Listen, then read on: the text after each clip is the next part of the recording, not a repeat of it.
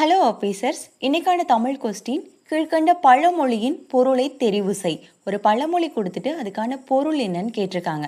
சொப்பனத்தில் கண்ட அரிசி சோத்துக்கு ஆகுமா? சொப்பனம் அப்படின்னா கனவு, கனவுல பார்த்த அரிசி நிஜ வாழ்க்கையில பசிய ஆற்றுமா அப்படிங்கிறது பழமொழி.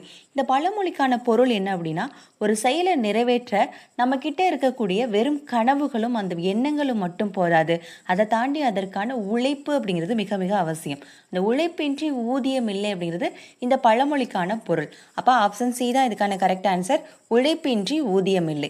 ஆப்ஷன் ஏ பாருங்க, கனவு காணுங்கள். ஆப்ஷன் பி, உயர்வான எண்ணங்கள் அவசியம்.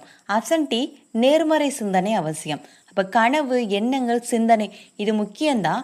அதை விட முக்கியம் என்னன்னா உழைப்பு அப்படிங்கிறது மிக மிக முக்கியங்கிறது இந்த பழமொழிக்கான பொருள். அப்போ ஆப்ஷன் சி தான் இதுக்கான கரெக்ட் ஆன்சர். இந்த மாதிரியான தமிழ் கொஸ்டின் தெரிஞ்சுக்கிறதுக்கு நம்மளோட சேனலை லைக் பண்ணிக்கோங்க, ஃபாலோ பண்ணிக்கோங்க.